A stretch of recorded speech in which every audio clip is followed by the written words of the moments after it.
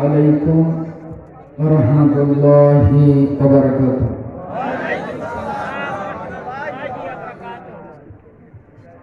نحمده ونستعينه ونستغفره ونعوذ بالله من شرور أنفسنا ومن سيئات أعمالنا. من يهد الله فلا مضل له ومن يضلله فلا هادي له.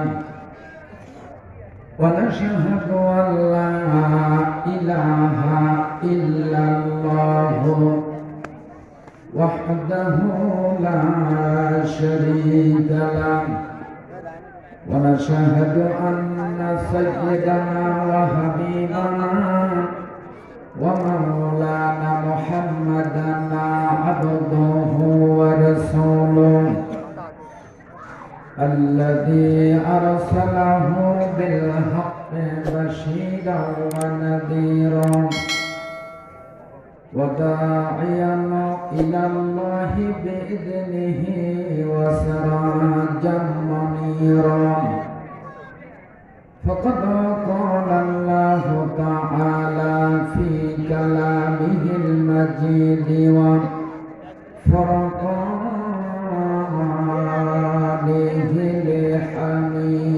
الحميد. برنشبي أعوذ بالله من الشيطان الرجيم. بسم الله الرحمن الرحيم. يا أيها الذين آمنوا اتقوا الله حق تقاته ولا تموتن إلا وأنتم مسلمون.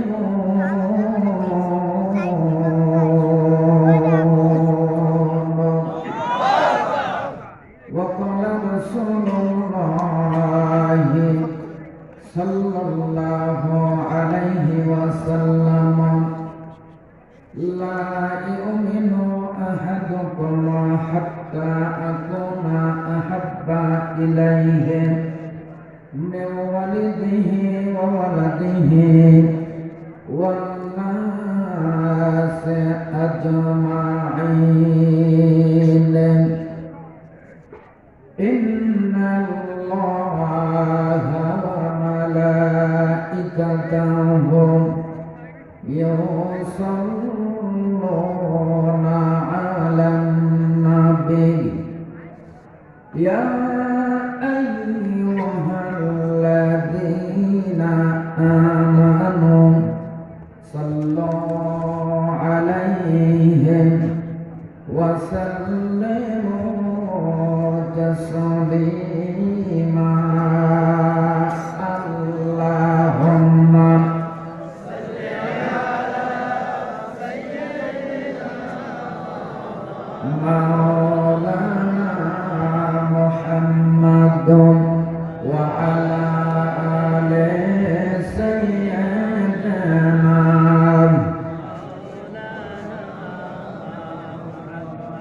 بلغ العلا بكماله كشف الدجى بجماله حسنت جميع خصاله. صلوا عليه هنا يفوت بالبركات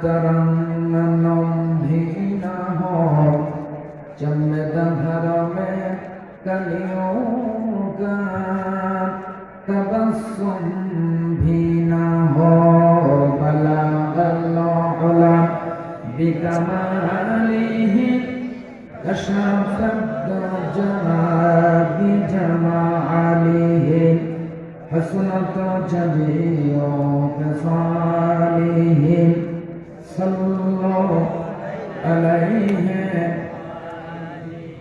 اللهم آمين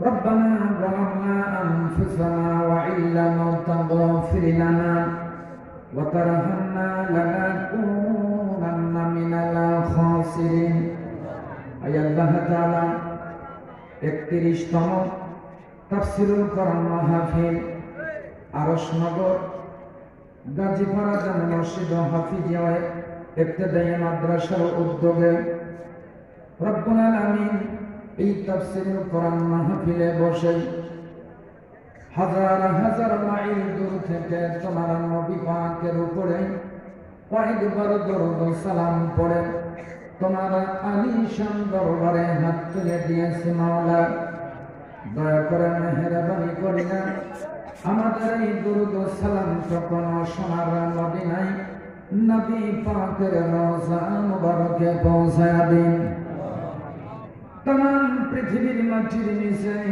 যত মুমিন মুমিনাত শহীদ তাদের আমল পর সবখানা পৌঁছায়া দিন রব্বুল আলামিন এই মাহফিলের আয়োজন যারা করলেন আর শোনার জন্য যারা এসেছেন কিয়ামতের দিন মুসিবতের সময় এই মাহফিল আমাদের সকলের জন্য নাজাতের ওসিলা বানায়া দিও আল্লাহ या रब करम तो अगर करे ओ बात दे सुबह को जो दिल पर असर करे रब्बना तक़ब्बल मिन्ना इन्नका अंतस समीउल अलीम व तुब अलैना इन्नका अंतत तव्वाबुर रहीम सुब्हान रब्बिका रब्बिल इज्जति अम्मा यसिफून व सलामुन अलल मुरसलीन والحمد لله رب العالمين وجعل آخر كلمتنا عند الموت لا إله إلا الله محمد رسول الله সকলে বলুন সাল্লাল্লাহু একটু জবান খুলে আল্লাহর নামের জিকির করেন লা ইলাহা লা ইলাহা সকলে একটু সমস্বরে লা ইলাহা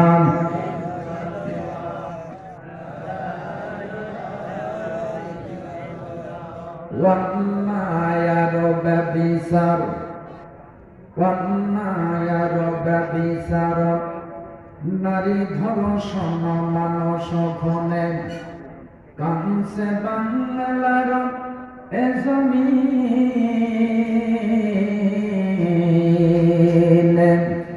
বিদায় হতে চলেছে নবীজির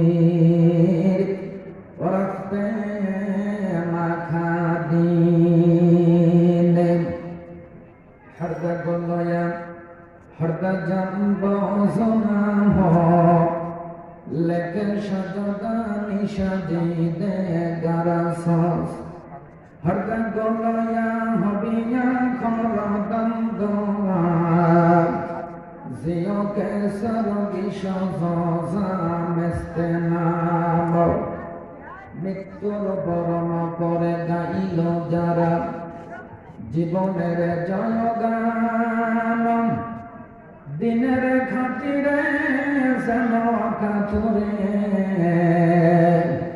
সর্বস্ব করিল দান অর্ধ পৃথিবী করিত শাসন তালি দেওয়া জামা গায়ে 18 বস্তা পিঠে করে নিয়া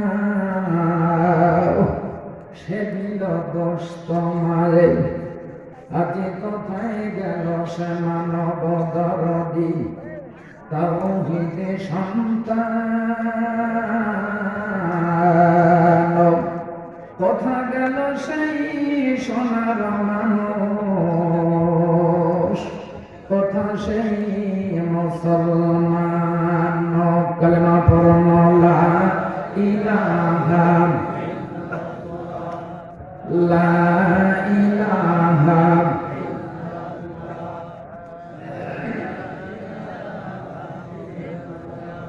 লা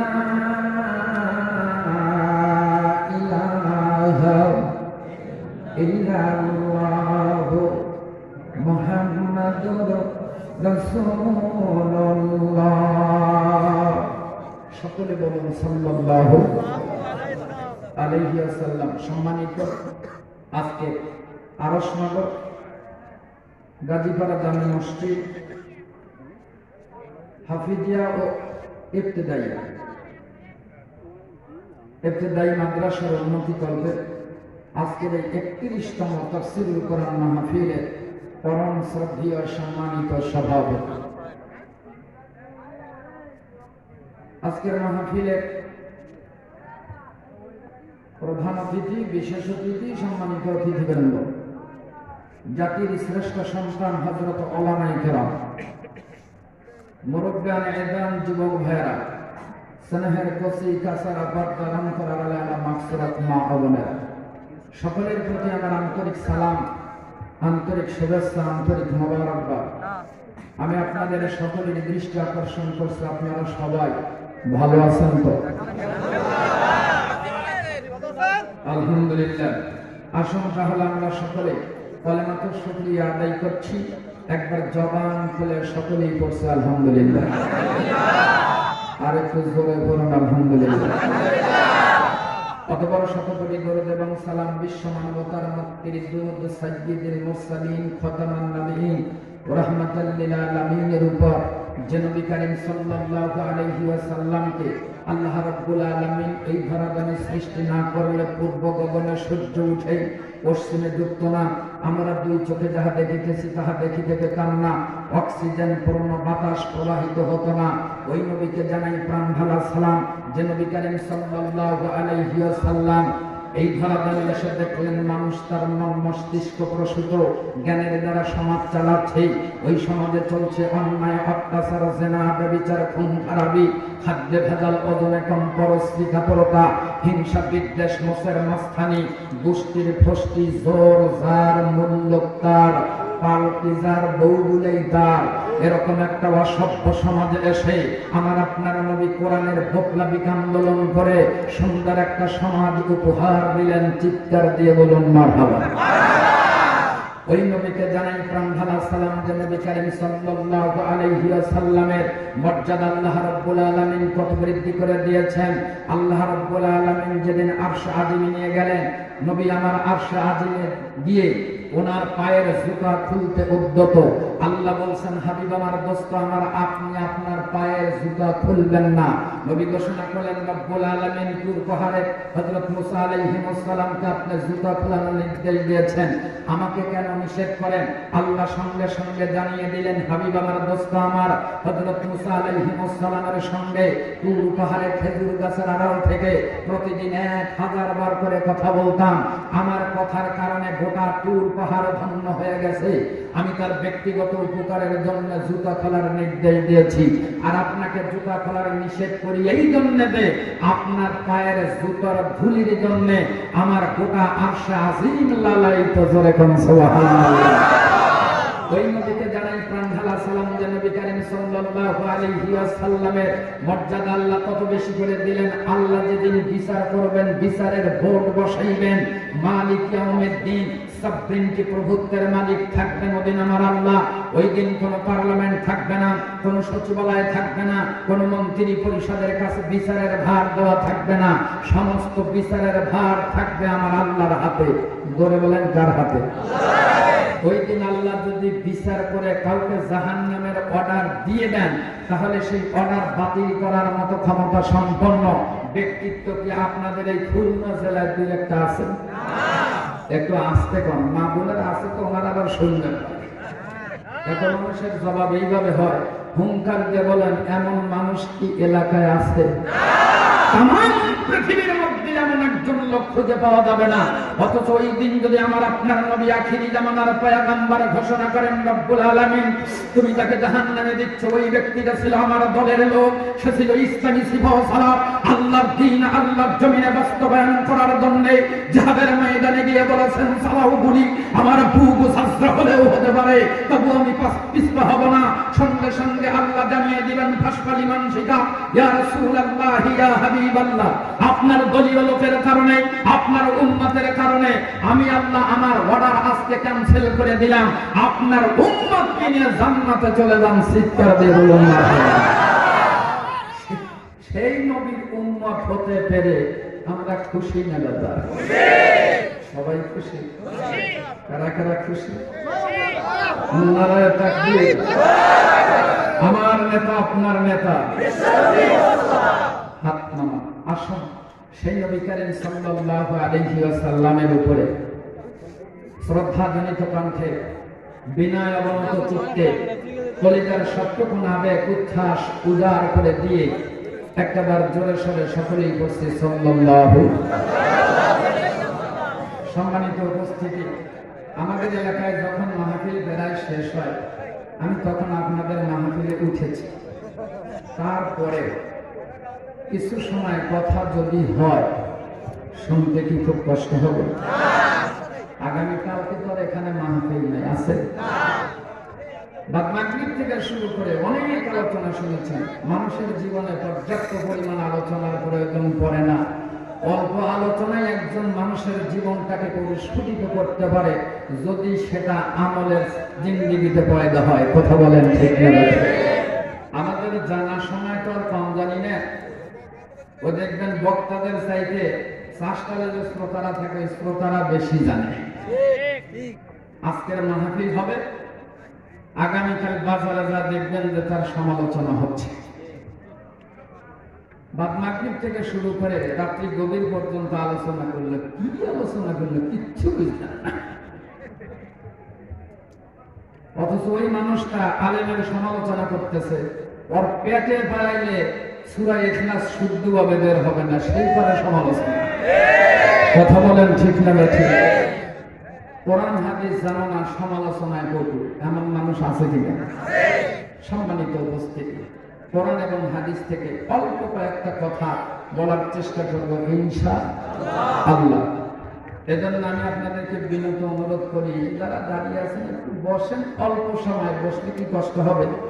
বসে আলোচনা শুনলে আলোচনায় একটু মহব্বত বেশি আসে। আর আপনারা তারা একটু ফাঁকাফাঁকি করে বসছেন, একটু আগায়া বসেন। সামনে যদি ফাঁকা জায়গা থাকে জায়গাটা একটু পূরণ করে বসেন, একটু জিকিরের সাথে একটু আগান। লা ইলাহা ইল্লাল্লাহ, একটু যতটুকু আপনাদের সম্ভব।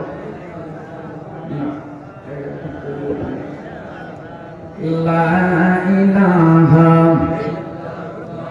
না, কিছু মানুষ আছে ফুটা গাছে যার জীবনেও পারো না, এখান থেকে বক্তা যেভাবে কয় করছে একটু নড়েন। যদি না আগান একটু ঢোলেন, আমার আল্লাহ সবিরা গুনাহগুলো মাফ করে দিবেন। লা ইলাহা ইল্লাল্লাহ, লা ইলাহা ইল্লাল্লাহ, লা ইলাহা ইল্লাল্লাহ। এই ভাগে যারা যাইতে চান যাইতে পারেন, পারমিশন আছে। লা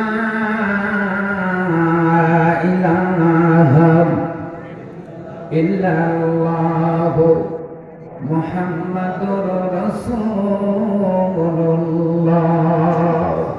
সকলে বলুন সাল্লাল্লাহু আলাইহি ওয়াসাল্লাম। নবী মুহাম্মদ রাসূলুল্লাহ সাল্লাল্লাহু আলাইহি ওয়াসাল্লামের উম্মত হতে পেরে এবং মুসলমান ঘরে জন্ম নিয়ে আমরা সত্যি ধন্য। কথা বলেন ঠিক না? ঠিক।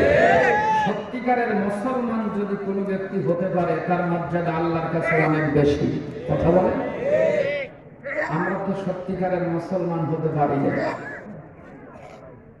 আল্লাহর একজন ওলি নাম ছিলেন হযরত ইব্রাহিম খাওয়াস। রাস্তা দিয়ে রওনা দিয়েছেন, ওনার পিছনে পিছনে এক ইহুদি পণ্ডিত ওনার পিছনে পিছনে ওনার পদাঙ্ক অনুসরণ করতেছে। হযরত ইব্রাহিম খাওয়াস ডাকতে বলে, ভাই আপনার পরিচয়? আপনার গন্তব্যস্থান কোথায়, আপনি কোথায় যাবেন? ডাক্তার বলেন, আল্লাহ বলি আমি হলেন একজন ইহুদিদের পণ্ডিত, ইহুদিদের আলেম। আপনি হলেন মুসলমানদের আলেম, আমি হলাম ইহুদিদের আলেম। তা আপনি কোথায় যাবেন? বলে আপনাকে আপনার গতিবিধি জানার জন্য আমি পিছনে পিছনে রওনা দিছি। আপনি কি করেন, কি বলেন, কি খান, কিভাবে চলেন, এইটা দেখার জন্য পিছনে পিছনে রওনা। সারা পৃথিবীতে এই কাজই চলছে, কথা বলেন ঠিক না? মুসলমানের দোষ থাক চাই না থাক, একটা দোষের দোষী বানায়া সমগ্র দোষ মুসলমানদের উপরে দিয়া, আলেমদের উপরে দিয়া ইহুদি আর খ্রিস্টানেরা দূরে থেকে খালি ডুগডুগি বাজাইতেছে, কথা বলে। আবার সেই ডুগডুগির তালে তালে আমার দেশের কিছু মানুষ তাদের সঙ্গে তাল মিলায়া ওনারা আবার সেতারা বেড়ে। আলেমদের কষ্ট দেখলে এদের মনে খুব খুশি হয়, এমন মানুষ আছে কিনা? বন্ধুগণ আমার, ভাইয়ের আমার, হযরত ইব্রাহিম খাবার যখন রওনা দিয়েছেন, বলে ঠিক আছে ভাই আমার সঙ্গে চলুন। যাইতে যাইতে 3 দিন অতিবাহিত হয়ে গেছে। ডাক্তার বলতেছেন, ভাই যান, এখন আমার ক্ষুধা লেগে গেল, কিছু খাবারের প্রয়োজন আমাদের পড়ে গেল। ইহুদি তখন দেখছে সুযোগ একটা পাইছে। ডাক্তার বলেন, আপনি না মুসলমানদের একজন আলেম, আপনি নাকি আল্লাহর ওলি। ওলি বান্দা হলে এখনো পর্যন্ত খাওয়ার কথা বলে যেতে পারেন নাই, আপনি কেমন আল্লাহর ওলি হলেন? এক দুটো দিল। হযরত ইব্রাহিম খাবার ডাক্তার বলেন, আমি খাবো না। ঠিক আছে, আমার সঙ্গে চলো। যাইতে যাইতে 7 দিন অতিবাহিত হয়ে গেছে, কোনো খাদ্য খায় না। ইহুদি পণ্ডিত ডাক্তার বলেন, আল্লাহর ওলি আমি তো সহ্য করতে পারি না, আপনি সহ্য করতে পারেন। আমাকে যদি খাদ্যের ব্যবস্থা করে না দেন, খাদ্য না দেন, আমি আর এক কদম সামনের দিকে যেতে পারবো না। বলে ঠিক আছে, আপনি একটু অপেক্ষা করেন, ব্যবস্থা করি। ওনার ব্যাগের ভিতরে ছিল জায়নামাজ। জায়নামাজ খানা জমিনের উপরে ফেলে সরাসরি সেজদা দিয়া আমার আল্লাহর কুদরতি পায়ে সেজদা লাগায়া দিয়েছে। সেজদায় গিয়া কি বললেন জানে উনি, আর জানে আমরা আল্লাহ। সেজদা থেকে উঠাইতে না উঠাইতে, সেজদা থেকে মাথা উঠাইতে না উঠাইতে, তাকিয়ে দেখেন আমাদের সামনে 2 গেলাস শরবত আর 2টা রুটি আমার আল্লাহ জান্নাত থেকে পাঠিয়ে দিয়েছে। ডাক্তার বলেন, ভাইজান 1 গেলাস শরবত আপনি পান করেন, আর একটা রুটি আপনি খান। এইভাবে খাওয়ার পরে হযরত ইব্রাহিম খাবারের ডাক্তার বলেন, আমি সামান্য ব্যবস্থা করেছি, আপনি ইহুদিদের পণ্ডিত, আপনি যদি একটু ব্যবস্থা করেন তো মিটে যায়। বলে তাই নাকি? বলে হ্যাঁ। বলে তো হইয়ার অপেক্ষা নয়, আপনার জায়নামাজ খানা আমাদের দেন। এই কথা শোনার সঙ্গে সঙ্গে ইহুদির পণ্ডিতের ভিতরে কোনো রকমের চিন্তার ছাপ নাই, কোনো টেনশন নাই, কোনো রকমের বিরক্তিকর ভাব ওনার মধ্যে দেখা যায় না। বলে দেন দেন দেন, আপনারা জায়নামাজ খানা দেন। জায়নামাজ খানা যখন নিয়ে যান, জায়নামাজ খানা নিয়ে দেওয়ার পরে উনি সরাসরি সেজদায় গেছে। সেজদায় দেয় কি বললেন জানে শুধু উনি, আর জানে কে? একটু ধরে বলেন। মুসলমান সেজদা থেকে মাথা উঠাইতে না উঠাইতে তাকিয়ে দেখেন ওনাদের সামনে 2 গেলাস শরবত আর 4টা রুটি আমার আল্লাহ বেহেশত থেকে পাঠিয়ে দিয়েছেন। সুবহানাল্লাহ। ইহুদি পণ্ডিত ডাকতে বলেন, আল্লাহ বলি 2টা রুটি আপনি খান আর 1 গেলাস শরবত পান করেন। এমন সময় হযরত ইব্রাহিম খাবার ডাকতে বলেন, না না না, আমি ততক্ষণ পর্যন্ত খাবো না যতক্ষণ পর্যন্ত আমি না জানবো তুমি এই খাদ্যটা কেমনে আনলা। তুমি যেহেতু ইহুদি ধর্ম অবলম্বী তুমি মানুষ, যেদিন কোরআনুল কারীম দুনিয়াতে আমার আল্লাহ পাঠিয়ে দিয়েছেন, ইসলাম ধর্ম জমিনের ভিতরে আমার আল্লাহ যখন পাঠিয়ে দিয়েছেন, তখন আর যাবতীয় যত সমস্ত ধর্ম আছে সমস্ত ধর্ম আমার আল্লাহ বাতিল করে দিয়েছে। কেবলমাত্র শুধুমাত্র আমার আল্লাহর কাছে একমাত্র একমাত্র জীবন বিধান হলো ইসলাম। ইন্নাদ-দীনা ইনদাল্লাহিল ইসলাম, ইসলাম ব্যতীত সব ধর্ম বাতিল। তুমি কেমনে খাদ্যটা আনলা না জানা পর্যন্ত আমি মুসলমান খাবো না। মুসলমান খাদ্যের গুণাগুণ না জেনে খায় না। কোন পথে খাদ্য আসলো, হালাল পথে আসলো না হারাম পথে আসলো, এটা না জানা পর্যন্ত মুসলমান খাদ্য খেতে পারে না। কথা বলেন ঠিক না বেঠিক? আমাদের স্বভাব কি তাই? আমাদের স্বভাব হলো উলুট পালট করে বেমা লুটিয়া লুটিয়া খাই। সবগুলো আমরাই খাই, আর কোন মানুষ যেন না পায়। সবগুলো আমরাই খাবো। কথা বলেন ঠিক না বেঠিক? এটা হলো আমাদের থিওরি। তার মানে মনে করে আমরাই তো দেশের হাম, আর গুলা কি গরের খান। কে দিছে তোমাকে এত বড় পাম? আসলে বোঝা যাবে কবরে যায় কার কত দাম। এখনো সময় আছে মুমিন, তুমি করো না পাম পাম পাম। আমার আল্লাহ বলে যদি তোমরা কোরআন ধরো, কোরআন অনুযায়ী জীবন ধরো, কোরআন অনুযায়ী রাষ্ট্র করো, তাহলে আমি আল্লাহ তোমাদের বাড়ায়া দেব না। মুসলমান বন্ধুরা আমার, ইব্রাহিম খাবারের ডাক্তার বলে না জানা পর্যন্ত খাবো না। আমি মুসলমান খাদ্যের গুণাগুণ না জানে খাই না। ইহুদি পণ্ডিত ডাক্তার বলেন আল্লাহর ওলি, কেমনি আমি খাদ্য পাইলাম এটা আপনি জানতে চান? তাহলে আপনার সময় নেই। আমি যখন আপনার আনিত খাদ্যটা খেয়েছি, আমি চিন্তা করলাম আমি ইহুদি, দুনিয়ার বহু জায়গায় দিছি, বহু জায়গার খাদ্য আমি খেয়েছি, বিশ্বের বুকে বহু সুস্বাদু খাদ্য আমি খেয়েছি, কিন্তু আপনার আনিত খাদ্যের ভিতরে স্বাদ যেটা আমি অনুভব করেছি, আমি দায়িত্বহীন কণ্ঠে ঘোষণা দিয়ে দিতে পারি এই খাদ্যটা দুনিয়ার কোনো খাদ্য হতে পারে না। যার কারণে আমি সেজদায় দেওয়ার সঙ্গে সঙ্গে আল্লাহকে সাক্ষী রেখে বললাম, আল্লাহ আমি বুঝতে পেরেছি ইসলাম ধর্মই কেবলমাত্র দুনিয়ার একমাত্র জীবন ব্যবস্থা তোমার কাছে। আল্লাহ আমি ইহুদি ধর্মকে বাম পাও দিয়া লাথি মেরা দিয়া ফেলে দিয়া আমি স্বয়ং তোমাকে সাক্ষী রেখে কালেমা পড়ে মুসলমান হয়ে গেলাম। রব্বুল আলামিন, তুমি যদি আমাকে মুসলমান হিসেবে কবুল করে থাকো, তাহলে 2 গেলাস সর্বতার 2টা রুটি তুমি তোমার কাছ থেকে পাঠায়া দাও। আর হযরত ইব্রাহিম খাবার যদি সত্যিকারের তোমার ওলি বান্দা হয়ে থাকে, তাহলে তুমি তার জন্য আরো 2টা রুটি পাঠায়া দাও। এইভাবে খাদ্য পাইছি, তাতে কি খাওয়া যাবে এখন? কথা বলেন। হযরত ইব্রাহিম খাবার মাথাটা নিচু করলেন। আমার সঙ্গে যে আমার আল্লাহর একটা গোপন সম্পর্ক ছিল, গভীর একটা গোপন সম্পর্ক ছিল, দুনিয়ার কেউ জানতো না। আজকে দুনিয়ার অন্য তৃতীয় পক্ষ জেনে ফেলল। ও বন্ধুরে, সত্যিকারের মুসলমান যদি হতে পারে, আমার আল্লাহর কাছে মর্যাদা বাড়িয়ে দিবেন আল্লাহ। জোরে কোন সুবহানাল্লাহ। মুসলমানের কৃষ্টি কালচার আমরা ভুলে গেছি। মুসলমান আসলে কি ছিল? এখন দুনিয়ার ভিতরে যত যানবাহনে আমরা চলি, সমগ্র যানবাহনে ইঞ্জিন চালিত। কথা বলেন। আপনি যখন উড়োজাহাজে চলবেন, হেলিকপ্টারে চলবেন, এগুলা ইঞ্জিন চালিত। এরপরে দুনিয়ার যত যানবাহন চলেন সবগুলা ইঞ্জিন চালিত। মুসলমানদের একজন বাদশা ছিলেন, যার নাম ছিলেন হযরত সুলাইমান আলাইহিস সালাম। উনি একটা বিশাল বড় একটা তক্তা নিয়ে উনি রাজ্য পরিচালনা করেছেন। ওই তক্তাটা পরিচালনা করে মুহূর্তের ভিতরে এক দেশ থেকে অন্য দেশে চলে যেতেন। ওখানে ওনার কোনো ইঞ্জিন লাগতো না। যার জন্য কবি বলেন, এখনো জাহাজ গাড়ি হাওয়ায় চলে, কলের বিধান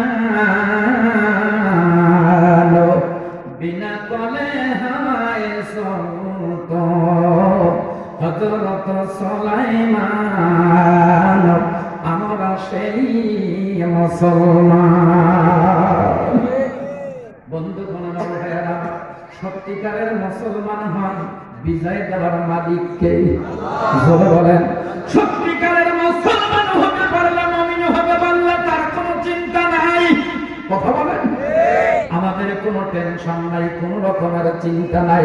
যত চিন্তা আমাদের জন্য করবেন আল্লাহ, জোরে কন্যা সুবহানাল্লাহ। যার জন্য কবি বলেন চলবে কিসে ভাবো সমিছে, ভাববার তুমি কে, যার ভাবনা ভাববেন তিনি ভাবো তুমি তাকে।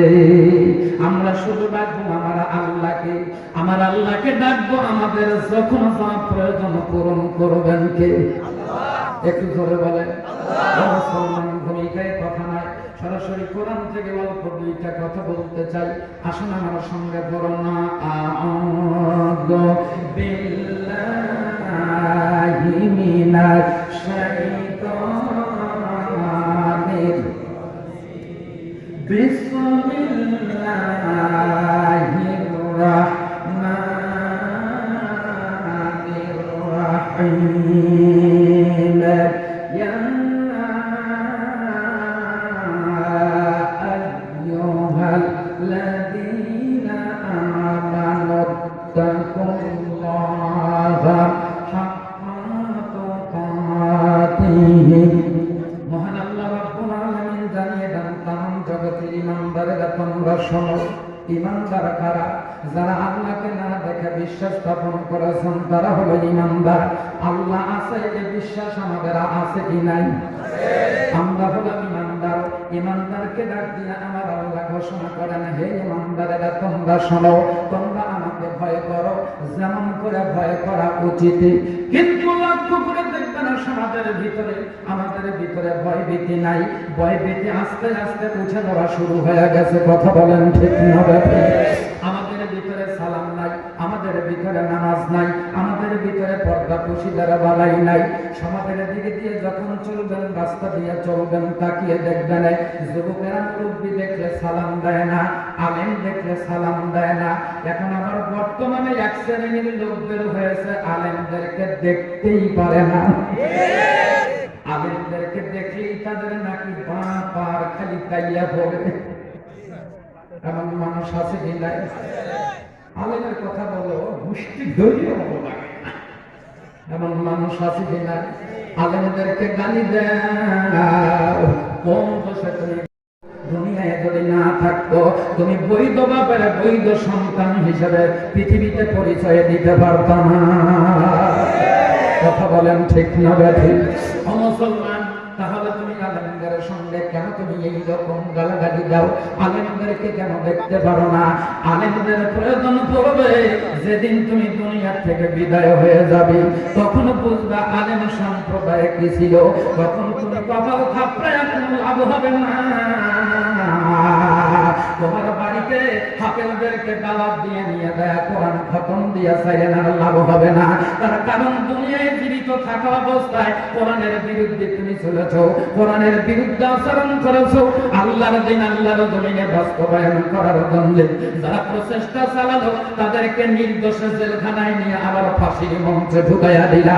এই সমস্ত কাজ করার পরে, মরণের পরে তুমি হাফেজদেরকে দাওয়াত দিয়ে নিয়ে যায়, তুমি কোরআন খতম দিয়া তোমার জন্য মোনাজাত দিল, তাতে হাফেজের লাভ হবে, কারি সাহেবের লাভ হবে, আলেমের লাভ হবে, তোমার সাইয়ানার লাভ হবে না। কথা বলেন ঠিক না বেঠিক? ও মুসলমান, আমি যে কথা বলতেছিলাম, সমাজের ভিতরে লক্ষ্য করে দেখবেন যুবকেরা রাস্তা দিয়ে চলে, আলেম দেখলে সালাম দেয় না, এরপরে মুরব্বী দেখলে সালাম দেয় না, বাড়িতে গিয়া পিতা মাতাকে পর্যন্ত সালাম দেয় না। বরং তারা করে কি, রাস্তা দিয়ে রওনা দেয়, মোবাইল ফোন হাতে নিয়ে ইয়ারফোনটা কানের ভিতরে ঢুকায়া নিয়া অন্যকে সালাম দেয় না, বরং সালামের গান গায়া গায়া রাস্তা দিয়া যায়। ওনারা বলতে থাকে আসসালামু আলাইকুম, খবর কি বিয়াই? আপত্তি না থাকলে দুইখান কথা কইবার চাই, হাই রে অবজেকশন না থাকলে দুইখান কথা কইবার চাই। আমি বলি আনন্দানের কল্পনে আমরা সবাই লাথি মারবার চাই। আসসালামু কাবলাল কালাম হাদিস পড়া পাই, সালাম নিয়ে ঠাট্টা করার এই বাংলাদেশ নয় ভাই। ওলি আল্লাহর বাংলাদেশ আর শহীদ গাজীর বাংলাদেশ, শেখ ফরিদের বাংলাদেশ আর শাহ মখদুমের বাংলাদেশ। রহম করো আল্লাহ, রহম করো আল্লাহ। জবান খুলে কি জোরে বলা যাবে না সুবহানাল্লাহ? মুসলমান বন্ধুরা, আমার দেশে ইসলাম নিয়ে যত ঠাট্টা হয়, টুপি নিয়ে ঠাট্টা হয়, দাড়ি নিয়ে ঠাট্টা হয়, আলেমদের নিয়ে ঠাট্টা হয়, কোরআন নিয়ে ঠাট্টা হয়, বিশ্ব নবীকে নিয়ে পর্যন্ত ঠাট্টা হয়। ও মুসলমান, ইসলাম নিয়ে যত ঠাট্টা আমার দেশে হয়, এত ঠাট্টা অন্য জিনিস নিয়ে করা হয় না। কথা বলেন ঠিক না? ও বন্ধুরে, এত ঠাট্টা করে, পবিত্র কোরআনুল কারীমকে নিয়ে নানান পর্যায়ে ঠাট্টা বিদ্রুপ করে। অনেকে বুঝতে পারে, যারা বুঝে কোনো কাজ করতে পারে না। আর অনেকে বুঝে না, বোঝার বান করে বসে থাকে। সমাজের বিভিন্ন জায়গায় গান বাজনা হয় কি হয় না? একটু জোরে বলেন। শিল্পীরা যখন গান গাওয়া শুরু করে দিলেন, দেখেন কোরআনের অবমাননা কোন কোন পর্যায়ে মানুষ করে। অনেকে বুঝে, আমরা বুঝাও যদি কিছু বলি, সব দোষ আলেমদের ঘাড়ে এসে পড়ে। কোরআনের অবমাননা করতেছে, শিল্পী নিয়ে ডুগি, তবলা, হারমোনিয়াম সমস্ত জিনিস নিয়ে গান বাজনা শুরু করছে। মহিলা শিল্পী অর্ধগুলঙ্গ হয়ে উনি সুন্দর করে ঘাড়ের সঙ্গে একটা যন্ত্র বাজায় নিয়ে উনি এইভাবে ঠেলাঠেলি করে আর গান গায়। ওরা যা বিসমিল্লাহ হয় না ওজন, যা বিসমিল্লাহ হয় না ওজন, দুনিয়া দিলে তামাম বিসমিল্লাহ বলিয়া মুখের জবান খুলিলাম আমি, বিসমিল্লাহ বলিয়া মুখের জবান খুলিলাম। রামের ভক্ত বনের পশু নাম দিয়েছি তার হনুমান, বিসমিল্লাহ বলিয়া মুখের জবান খুলিলাম। জবান খুলে কি জোরে বলা গেল না? নাউযুবিল্লাহ।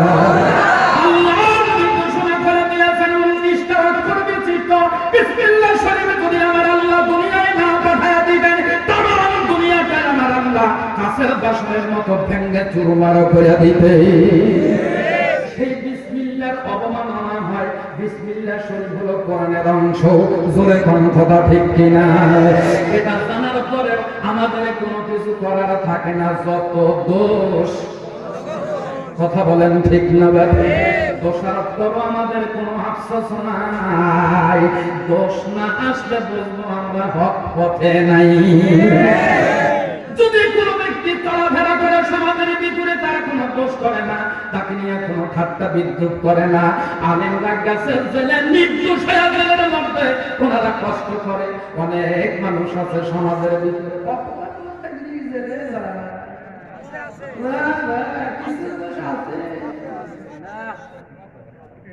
কথাটা বলো, তোমার কোন সাহসে বলো? বিশ্বনবী আখেরি জামানার পয়গম্বর 3 বছর সে হবে আবু তালেবের মধ্যে জেলখানায় ছিল। কথা বলেন ঠিক না? তুমি তখন কি বলবে?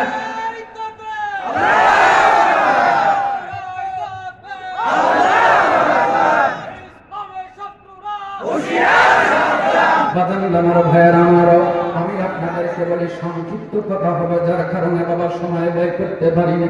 তাহলে তোমার মতো একটা কুখ্যাত মানুষ তুমি কি বলবে? রাসূল কথা বলে এটা বলবে? মুসলমান বন্ধুরা আমার, যদি আলেম হিসাবে হক কথা বলার কারণে, কোরআনের হক কথা বলার কারণে তার যদি কোনো শত্রু না থাকে, বুঝতে হবে সে হক পথে নাই। আমার এই জন্য আপনাদের শুধুমাত্র একটু ইঙ্গিত দেব বাবা। একেবারে জরুরি অবস্থা, আমরা দিতে পারি না কোনো ব্যবস্থা। কথা বলেন ঠিক না? এই জন্য মুসলমানদের কাছে আমি করজোরে অনুরোধ করবো, কোরআন গড়ো, কোরআন অনুযায়ী জীবন গড়ো, দুনিয়ায় শান্তি, আখিরাতে মুক্তি পাবে। কথা বলেন ঠিক না? আমাদের ভিতরে সালাম নাই, আমাদের ভিতরে নামাজ নাই। বলেন তো ভাই, আপনাদের আরশ নগরের সব মানুষ কি নামাজ পড়ে? একটু আসতে কর। সব মানুষ নামাজ পড়ে না। আবার যে 2-4% মানুষ নামাজ পড়ে, ওই নামাজের আবার পরিবেশ নাই। মসজিদে দাঁড়ায় নামাজ শুরু করে দিয়েছে। মসজিদের পাশ দিয়া রাস্তা গেছে, রাস্তা দিয়া জোরে বলিয়ান দিয়া গান বাজাইতে যায়। তখন কি নামাজের পরিবেশ থাকে? এখানে শেষ নয়। একজন বুড়া মানুষ উনি বাড়িতে যায় নামাজ শুরু করে দিয়েছেন। মানুষটা হয়ে গেছে বুড়া, উনি যা খায় তাই তো খায় জুড়া, ওনার হায়াত চাইতেছে আস্তে আস্তে ফুরা। ওনার শরীরের অঙ্গ প্রত্যঙ্গ আল্লাহ যা দিছেন সবগুলা হয়ে গেছে থুরথুরা। উনি নামাজে দাঁড়াইয়া নামাজের ভিতরে পড়তেছে সূরা ইয়্যাকা না'বুদু ওয়া ইয়্যাকা নাস্তাঈন। এমন সময় ওনার পাশের বাড়ি থেকে জোরে বলিয়াম দিয়া গান বাজায়।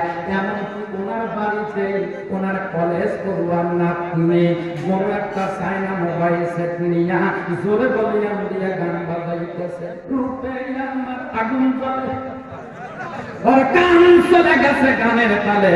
ও বুড়া তোর নামাজ গেল যে রসা তলে, আমার আল্লাহর কোরআন কি যে বলে একবার তুই দেখ না ঘুরে। আল্লাহর কি ঘোষণা করে নাই দেখলে হাতের দ্বারা বাধা দাও, না পারলে মুখ দ্বারা নিষেধ করো। যদি সেটা না করো অন্তরের আন্তরিকতা দিয়ে ঘৃণা করো। সমাজের দিকে তাকিয়ে দেখবেন ও মুসলমান অন্যায় দেখলে হাতের দ্বারা বাধা দেয় না, মুখ দ্বারা নিষেধ করে না, এমনকি অন্তরের আন্তরিকতা দিয়ে ঘৃণা পর্যন্ত করে না। বরং সমাজের ভিতরে যারা অন্যায় করে বেড়ায় তাদের পিছনে পিছনে মানুষ ঘুরে আর তাদের দালালি করে বেড়ায়। কয়দিনের দালালি করে খাবে, কয়দিনের দালালি করে খাবে। দালালি করে খাওয়ার সময় পাবে না, যে কোনো মুহূর্তে আমার আল্লাহ ডাক দিয়ে নিয়ে যাবেন। তখন শত চেষ্টা করে অনেক বাহিনী দিয়াও তোমার মতো মানুষকে আটকায় রাখা সম্ভব না। কারো ভরসায় আসলে মনো কিসের করো আশা, এত সাদের বাড়ি একদিন ভেঙে যাবে তোমার বাসা। ও তোমার গোনা দিন ফুরাইয়া যাবে, যৌবনে লাগবে ভাটি। ওই যে দেখো ডাকিতেছে তোমায় কবরের মাটি। ওই যে দেখো ডাকিতেছে তোমায় কবরের মাটি। সন্ধ্যা রাখি সেদিন ডুবে রে বেলা, সন্ধ্যার আগে কি বেলা ডোবে? ও মুসলমান, সন্ধ্যার আগে বেলা কোনোদিন ডোবে নাই। কবি এখানে বলেছেন দুনিয়ার ভিতরে তাকায় দেখবেন অনেক সময় দাদা দুনিয়ায় জীবিত আছে, নাতি দুনিয়ার থেকে বিদায় হয়ে গেছে। আমার নামের পূর্বের একটা নাম সংযোজিত দেখেছেন, আমার শ্বশুর মরহুম গফুর আলহাজ মাওলানা রেজন করিম কাউসারী সাহেব দুনিয়ার থেকে বিদায় হয়ে গেছে, অথচ ওনার আম্মা এখনো পর্যন্ত জীবিত আছে। এই জন্য কবি বলেন সন্ধ্যা রাখি যেদিন ডুবে বেলা, এক পলকে ভেঙ্গে যাবে সেদিন রঙেরি মেলা। কারে দিবা তুমি জোরে ধমক, কারে দিবা জোরে ধমক, কার মাথায় বানিবা লাঠি। ওই যে দেখো ডাকিতেছে তোমায় কবরের মাটি। ওই যে দেখো ডাকিতেছে তোমায় কবরের মাটি। জবান খুলে ধরে বলেন কথাগুলা ঠিক কিনা? ও মুসলমান, কবর আমাদের জন্য সদা সর্বদা রেডি আছে। কবরে যাওয়ার পূর্বে দুনিয়া থেকে আমাদের পাথর সংগ্রহ করে দেওয়ার দরকার আছে কি নাই? মুসলমান, আমার আল্লাহ ঘোষণা করেন তোমরা আমাকে ভয় করো, যেমন করে ভয় করা উচিত। ও মুসলমান, আমাদের ভিতরে সালাম নাই, আমাদের ভিতরে নামাজ নাই, আমাদের সমাজে পর্দা পুশিদার বালাই নাই। রাস্তা দিয়ে যখন আমরা চলি আমরাই দেখে লজ্জায় মরি। তাকায় দেখা গেছে নারীদের পেট খালি আর পিঠ খালি, ওরা সবগুলা হয়ে গেছে শয়তানের শালি, চিনতেছে না কোনো অলি আর গলি, অথচ বাপে নাম রাখছে তার বুলবুলি। কথা বলেন ঠিক না? ও মা বোনদের কি আমি অনুরোধ করে যাই না, ছয় শ্রেণীর নারীদের আযাবে জাহান্নামী। কয় শ্রেণী? কয় শ্রেণীর নারী যাবে জাহান্নামে। খুলনার মা বোনদেরকে বলি, মা কথাগুলো যদি সময় থাকে একটু বলে দেবো, কান খাড়া করে দিয়ে শুনে নেয়। দুনিয়ায় শুনবেন আর আমল করে যাবেন। আমল নিয়ে যদি কবরে যেতে পারেন তাহলে কবর তোমাকে রক্ষা করবে, নচেত রক্ষা তুমি পাবে না। কথা বলেন ঠিক না ঠিক? মুসলমান বন্ধুরা আমার আল্লাহ ঘোষণা করেন, তোমরা আমাকে ভয় করো যেমন করে ভয় করা উচিত। এরপরে আল্লাহ ঘোষণা করেন, ওয়ালা তামুতুন্না, এতটুকুনের অর্থ হলো তোমরা মরিও না, তোমরা মরিও না। বলেন তো বাবা, আমরা কি মরা ছাড়া উপায় আছে? মরণ থেকে আমরা যতই পলায়ন করি না কেন, আল্লাহ জানিয়ে দিয়েছেন কুল্লু নাফসিন যায়িকাতুল মাউত, প্রত্যেকটি প্রাণীর মৃত্যুর স্বাদ গ্রহণ করতে হবে। গোটা দুনিয়ার যে কোনো জায়গায় পলায়ন করো না কেন, মৃত্যু তোমাকে ধরবে। আল্লাহ বলেন, আইনামা তাকুনু ইউদরিকুমুল মাউতু ওয়ালাউ কুনতুম ফি বুরুজিম মুশাইয়াদা। মরণ থেকে পালাও তুমি, মরণ তোমায় লইবে ঘিরি। যদিও সুদূর আকাশ পানে লুকাও সেটায় লাগিয়াছি।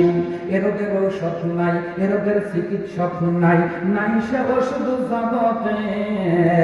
পালাইয়া কাতর হইলে কি হবে, পারিবে না তারে ফেরাইতে।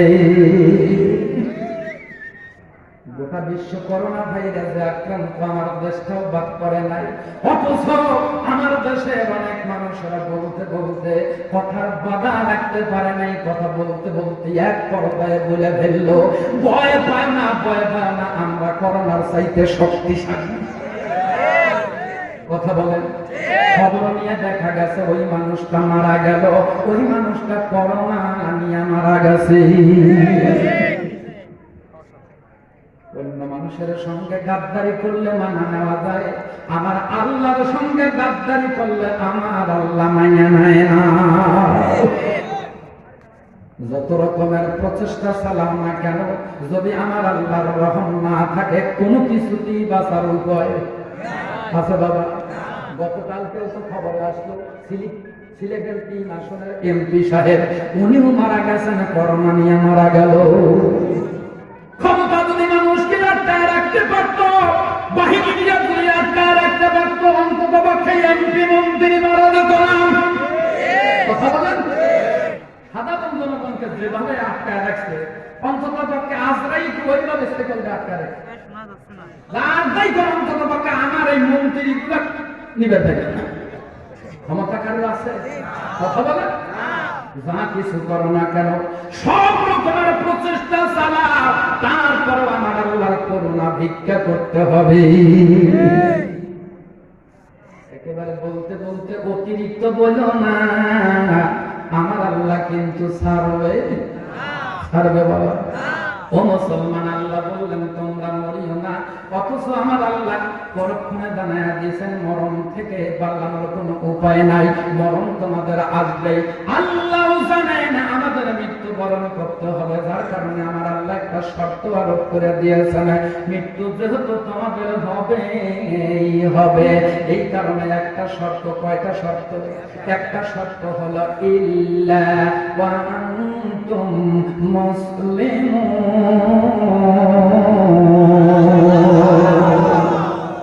মুসলমান না হওয়া পর্যন্ত তোমরা মরিও না। আমরা আজ পর্যন্ত মুসলমান হতে পারলাম কি পারলাম না, আজও আমরা বুঝতে পারলাম না। বাজানদের মুসলমান হতে হলে 6টা গুণ লাগে। কয়টা? মুসলমান শব্দটা লিখতে গিয়ে 6টা অক্ষর লাগে। 6টা অক্ষরের 6টা অর্থ, 6টা অর্থ, 6টা কাজ যদি কোন মানুষের ভিতরে পরিপূর্ণ থাকে, ওই ব্যক্তি পরিপূর্ণ মুসলমান।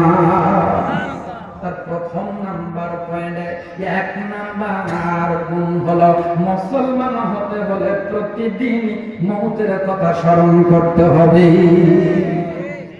আল্লাহর নবী আখিরি জামানার পয়গম্বর বিশ্ব নবী প্রতিদিন 20 বার করে মৃত্যুর কথা স্মরণ করেছে। কয়বার? একটু জোরে কম। আমি আপনি করি কয়বার? মুসলমান বন্ধুরা আমার, মওতের কথা যদি কোন মানুষের অন্তরে থাকে, ওই মানুষটা কোনোদিন অন্যায় কাজ করতে পারে না। কথা বলে। একজন বাদশা শুধু মোটা হয়, সেকোন হচ্ছে না, খালি মোটা হয়। 500 কোটি লোক ডাকতে বলে, ভাই আপনি এত মোটা হন কে? বলে মোটা হবো না মানে জনগণের চিন্তায় চিন্তায় খালি মোটা হয়ে যাচ্ছে। খাওয়াই তো আর কম খায় না, রড ইট সিমেন্ট সব কিছু যা আছে সব ক্ষমতায় গেলে খায়। খায় কি খায় না? প্রজাবদ্ধ ডাক্তার কবিরাজ কেউ কিচ্ছু করতে পারে না। করবার পারবেই না কেন? ডাক্তারের কাছে গেছে শরীরটা কমানোর জন্য। ডাক্তার বলতেছে, ভাই আপনার একটা কাজ করতে হবে, আপনার শরীরটা কন্ট্রোলে আনার জন্য ওই সকালবেলা 3টা রুটি আর বিকেলবেলা 3টা রুটি খাওয়া। রোগী ঘুরে উঠে করছে যে স্যার একটা কথা তো পরিষ্কার ভাবে বুঝলাম না, এই যে সকালবেলা 3টা রুটি আর বিকেলবেলা 3টা রুটি, এটা খাওয়ার আগে খাবো না পরে খাবো? আচ্ছা বলেন তো, ওই লোকের কি শরীর কমার কোনো সম্ভাবনা আছে? মুসলমান বন্ধুরা আমার, আমরা তো বাসি খালি খাওয়ার বাহানা। কথা বলেন।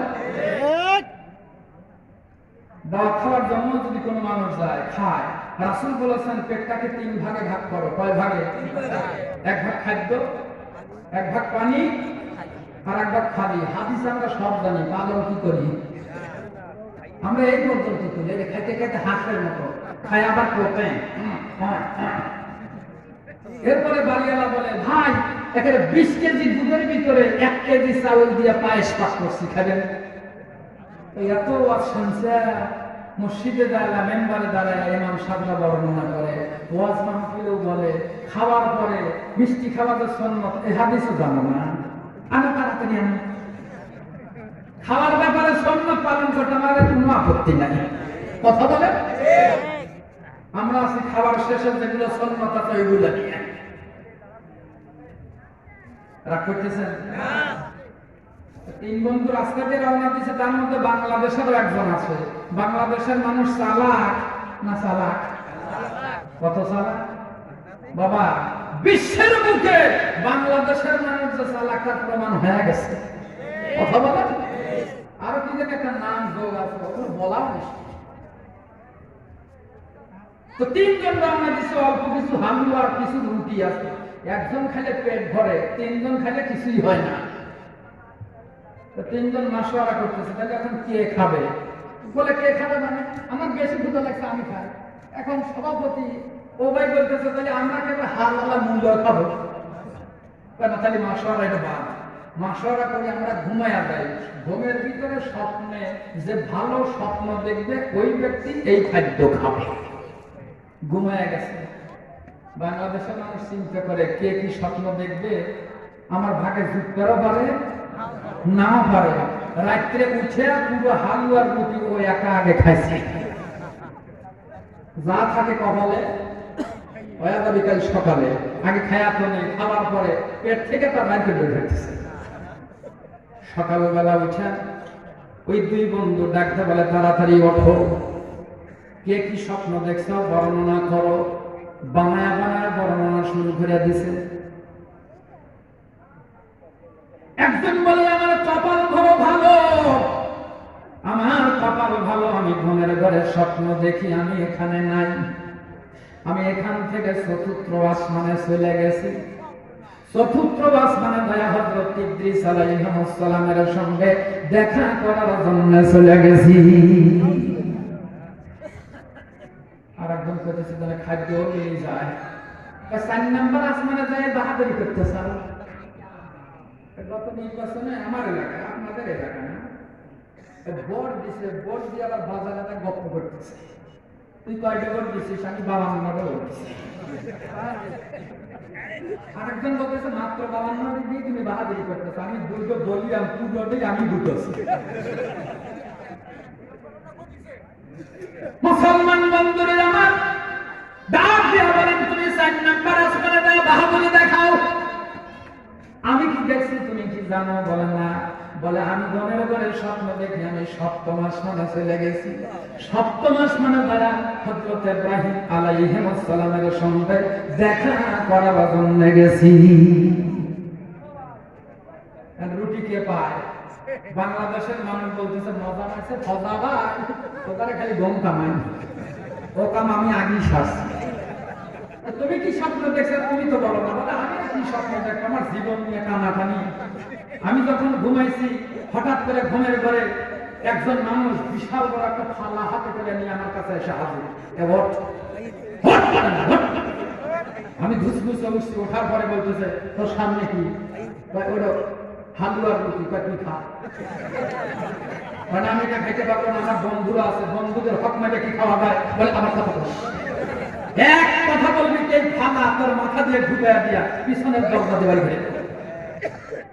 আমি বয়ের চোটে চাষা আপন জান বাসা, নিজে বাঁচার জন্য আমি হালুয়ার রুটি সব খাই।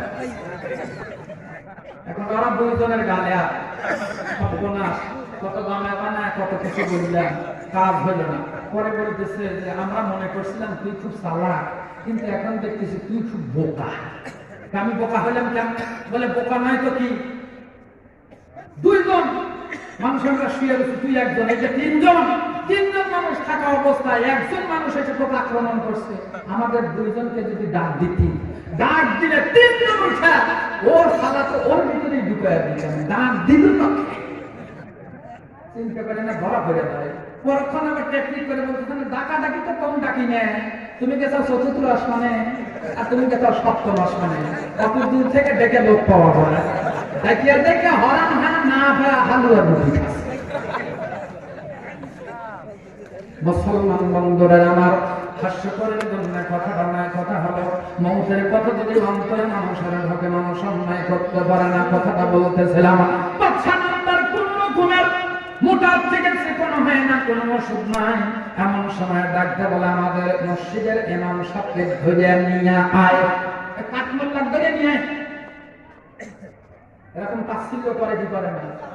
আচ্ছা আমার শরীর কি কার দেওয়া নেই না, কাঠমোল্লা যে বলে, আর তোমাদের শরীর লোয়া দেওয়া নেই না, তাচ্ছিল্য। ইমাম সাহেবকে ধরে নিয়ে আয়, তখনই ইমাম সাহেব আছে, ওনার তো কাঁপুনি শুরু হয়ে গেছে। বাদশা নামদার কি বলেন? বলে আমি বলি আমি যে এই মোটা হয়ে গেছি, সে কোন হওয়ার কি কোনো ওষুধ তোমার কাছে আছে? ইমাম সাহেব চিন্তা করছে ঝাড় ফুঁক দিয়া গাছরা দিয়া এনার শরীরটা কমায় না সম্ভব না, একটা কৌশল অবলম্বন করতে হবে। কৌশল করলে ওনার আমার এই কাজে ফায়দা আসতে পারে। জোরে কন্যা সুবহানাল্লাহ। ইমাম সাহেব কি চিন্তা করেন? আপনারা বলে অনেক জ্ঞানী, আপনারা মঞ্চে উঠেই বলেন আমরা অনেক জ্ঞানী, আমরা অনেক কিছু জানি। আপনাদেরকে বলে দেয় আলেমেরা জ্ঞানী, আলেমেরা উত্তম, এই কথাটা আলেমেরা বলে না। এ কথা স্বয়ং বিশ্ব নবী সার্টিফিকেট দিয়েছেন। জোরে কন্যা সুবহানাল্লাহ। আল্লাহর নবী ঘোষণা করেন খায়রুকুম মান তাআল্লামাল কুরআন ওয়া আল্লামাহু। দুনিয়ার ভিতরে ওই ব্যক্তি সবচেয়ে উত্তম, ওই ব্যক্তি সবচেয়ে উত্তম যে ব্যক্তি কোরআন শিক্ষা করে আর অন্যকে শিক্ষা দেয়। তো তোমার কাছে কি কোনো চিকিৎসা আছে? মানে হ্যাঁ চিকিৎসা থাকবে না, কি করে আমাকে ওযুর পানি দেন, জায়নামাজ দেন। ওযুর পানি নিয়ে জায়নামাজে বসে উনি এমনি একটু ভান ধরছে, মোরাকাবা মুশাহিদার মতো ধরে উনি বিড়বিড়ায় কি জানে বলে। মানুষ চিন্তা করছে আল্লাহ ইমান কোন জগতে গেল রে। বাদশা নামদার আপনার চিকিৎসা করতে চাইলাম, কিন্তু আপনার চিকিৎসা আমি দিতে পারলাম না, আমি চলে যেতেছি, আসসালামু আলাইকুম। বলে সাহস কম না, তুমি আমার চিকিৎসা না দিয়ে চলে যাবে। বলে আপনার চিকিৎসা আমি কেমনে দেব? আমার যে চিকিৎসাগুলো, এই চিকিৎসা করতে সময় লাগে 2 মাস। কয় মাস? 2 মাস সময় লাগে। আর আমি আল্লাহর সঙ্গে জিজ্ঞাসা করে দেখলাম, আল্লাহর সঙ্গে কথা বলে দেখলাম আপনার হায়াতি আছে আর 1 মাস। আমি যদি চিকিৎসা শুরু করি, মাঝপথে যদি মারা যান, দোষ হবে কার? এই ডাক্তারেরা জীবনে চিকিৎসা করে খাওয়া লাগবে না, এই জন্য চিকিৎসা নয়, আমি চলে গেলাম। আসসালামু আলাইকুম। বাজান আমার ভাইয়ের আমার লক্ষ্য করে কথাটা শুনুন। যখন এই কথা বলে বাদশা নামদারের বাড়ি থেকে যখন ইমাম সাহেব হুজুর বের হয়ে চলে গেছেন, ওনার মনের ভিতরে ভয় ঢুকে গেছে, আর যাই পরিমাণ তত পক্ষে 30 দিন পরে আমি মারা যাব। আল্লাহর সঙ্গে নাকি কথা বলেছেন, উনি খায় না, উনি ঘুমায় না, উনি বিবির কাছে যায় না, ওনার সন্তানাদি ডাক দেয়, সন্তানাদির ডাক শোনে না, উনি প্রাসাদে যায় না, উনি ক্ষমতার বড়াই দেখায় না। 30 দিন পরে মারা যাব। এইভাবে যাইতে যাইতে 28 দিনের মাথায় বাদশা ছিল মোটু। 28 দিন পরে বাদশা নামদার না খায়া খায়া হয়ে গেছে পাতলু। 30 দিন চলে যায়, 31 দিনের মাথায় বলে ধরে নিয়ে ইমাম সাহেবকে ধরে নিয়ে এখনো আমি মারা যাই নাই করে সামনে মানলে কলস করে দেব। ইমাম সাহেব মাঝে মাঝে আবার খবর নিছে যে কমতেছে নাকি। আসার পরে ডাক্তার বলেন, আমার অবস্থা এই করেছ, এর জন্য তুমি দায়ী। বলে আমি এটার জন্য দায়ী নয়। বলে তুমি বলে গেছো আমি 30 দিনের মাথায়, তার মানে 31 দিন পর আমি মারা যাব। 30 দিন পর 31 দিনের মাথায় মারা যাব, এখনো আমি মারা যাই নাই। ইমাম সাহেব ডাক্তার বলে, বাদশা নামদার আমি তো এটা বলি নাই, আমাকে চিকিৎসা করতে বলেছেন। আমি 2 মাসের ট্রিটমেন্ট দেওয়ার জন্য 2 মাসের চিকিৎসা হাতে নিছি, আমি কেবল 1 মাসের একটা ডোজ দিয়ে গেছি। আমি আজকে আসছি 2 মাসের ডোজ দেওয়ার জন্য, নিবেন? জ্ঞানী যারা বোঝে তারা শুধু এশারায়, নাদানের বোঝাইতে পারে কে কোন জায়গায়। বাদশা নামদার বলে, আর আমাকে দোষ দিতে হবে না, আমি বুঝতে পেরেছি মৌতের কথা যদি মানুষের অন্তরে ঢোকে, ওই মানুষটা কোনদিন আর বাহাদুরি দেখাইতে পারে না, ক্ষমতার দাপটার দেখাইতে পারে না। ও মুসলমান, মৌতের কথা অন্তরে থাকলে দুনিয়ার ভিতরে বসে কোরআনের বিরুদ্ধে আচরণ কেউ করতে পারে না। কি হবে বাবা, এই যে ক্ষমতা, এই যে টাকা পয়সা, এত কিছু অর্জন করে আকাশ চুম্বি অর্থ সম্পদ করলা, তোমার জনপ্রিয়তা অর্জন করলা, ঈমান নিয়ে কবর যদি না যাও তোমার লাভ হবে না। নেককার হয়ে যদি কবরে কোনো ব্যক্তি যেতে পারেন, কবরে যাওয়ার সঙ্গে সঙ্গে আমার আল্লাহ রাব্বুল আলামিন ওই কবরখানা জান্নাতের বাগান বানায়া দিবে। আর যদি পাপী হিসাবে কবরে যাও, পাপী হয়ে কবরে গেলে অবস্থা বড় ভয়ানক। কথা বলেন, এই জন্য তো কবি বলেছেন, পাপী আমি কেমনে থাকব বললাম কবরে, সাথী নাই রে বাতি নাই রে মওলা ওই ঘরে, সাথী নাই রে বাতি নাই রে মওলা ওই ঘরে। সবাই বলুন, পাপী আমি কেমনে থাকব মওলা কবরে, সাথী নাই রে বাতি নাই রে মওলা ওই ঘরে, সাথী নাই রে বাতি নাই রে মওলা ওই। মালাকাল মাউত আসবে যে দিন মারদারে,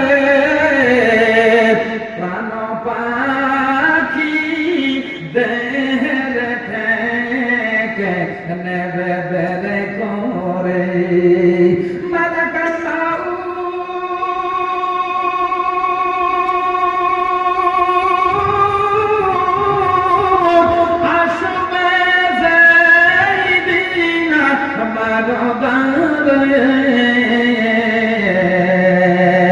প্রাণ পাখি দেহের থেকে নেবে বেরে করে। পাপী আমি কেমনে থাকব মওলা কবরে সাথী নাই রে বাতি নাই রে মওলা ওই মওলা এত সাদের দরবারি বিছানা এসব রেখে দিতে চাই না মন রওয়ানা এত সাদের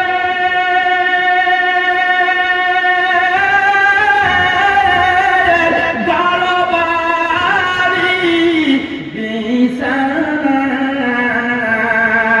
এসব রেখে দিতে চাই না মন রওয়ানা পাপী আমি কেমনে থাকব মওলা কবরে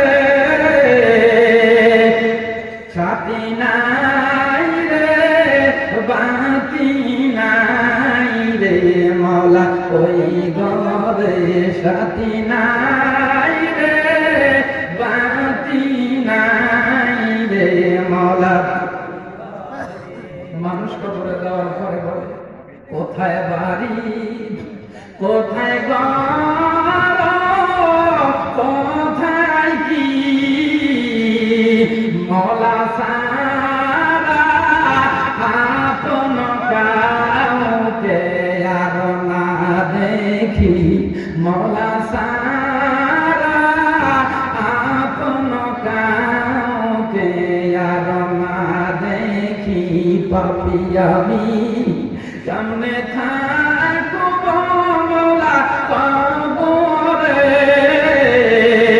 সাথী নাই রে বাতি নাই রে মওলা ওই ঘরে কথা বলেন ঠিক না মুসলমান বন্ধুরা আমার কথার পরিবার আমি বেশি বাড়া দিতে পারবো না আমি আপনাদের মাঝে একটা কথা হঠাৎ করে মনে পড়ে গেল মুসলমান খবর কিন্তু প্রতিদিন আমাদেরকে 5টা জিনিস বলে বলে ডাক দেয় খবর প্রথম নাম্বার কথা বলে ডাক দেয় আমি একা একই ঘর আমার ঘরে যদি আসতে চাও তাহলে তোমরা সঙ্গী নিয়ে আসবা বলেন তো ভাই আপনি যদি মারা যান আপনার সঙ্গে কি দুনিয়ার থেকে কোনো সঙ্গী দেওয়া হবে কথা বলে মুসলমান কবর করে আমি একা একই ঘর আমার ঘরে আসতে হলে তুমি সঙ্গী নিয়ে আসবে আর কবর বলে সঙ্গী হবে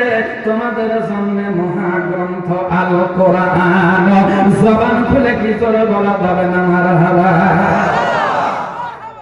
কোরআন যখন তুমি দুনিয়াতে দুর্বা কোরআন অনুযায়ী জীবন গড়বা এই কোরআন যদি আমরা দড়ি বসে বসে পড়ি ছাড়িয়ে দেই নির্বাচনের সিগারেটার বিড়ি মুখে যদি রাখতে পারি দাঁড়ি আমার আল্লাহ বলে তোমাদের জন্য করে রাখছি জান্নাতের মধ্যে বাড়ি পাও টিপা দিবে হুরিয়ার নবী জোরে জোরে কন্যা সুবহানাল্লাহ অন্ধকার কবরে যখন যাবে না মন কার নকিরে সওয়াল যাবে যখন আমার জন্য আসবে কবরের ভিতরে যত রকমের প্রশ্ন করা হবে কবরটা কোরআন ডাকটা বলবেন এ হলো আমার সঙ্গে আমাকে দুনিয়ার ভিতরে এমন ভাবে আঁকড়ায় ধরেছিল আমাকে দুনিয়ার ভিতরে প্রতিষ্ঠিত করার জন্য ওনারা জেল থাকলো জরিমানা দিল এমনকি কলিজার টুকরো সন্তানদেরকে উনি ইয়াতিম বানায়া দুনিয়ার থেকে বিদায় হয়ে চলে গেছে যার কারণে কোরআন ধরেছেন যে ব্যক্তি আমার আঁকড়ায়া আমি কোরআন তারে ছেড়ে যাব না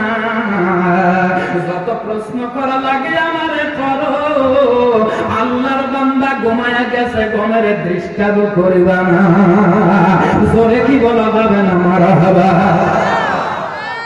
বীর মুসলমান ধরো আল কোরআন বীর মুসলমান ধরো আল কোরআন ফিরায়ে আনো সেই হারানো সম্মান নারায়ে তাকবীর আল্লাহু আকবার নারায়ে তাকবীর আল্লাহু আকবার নারায়ে তাকবীর আল্লাহু আকবার আওয়াজ শুনে পরে মুসলমান ভয়ে কাঁপিত কাফের বেঈমান দৌড়ে সেই হুঙ্কার করে চল পার পার দুনিয়া হতে করর সুর মারো বীর মুসলমান ধরো আল কোরআন ফিরাইলে আনো সেই হারানো সম্মান মারহাবা যেই ঈমান বলে হয়ে বলিয়ান শাসন করেছেন দুনিয়া জাহান সত্তর সেই তলোয়ার নারে তুলে আবার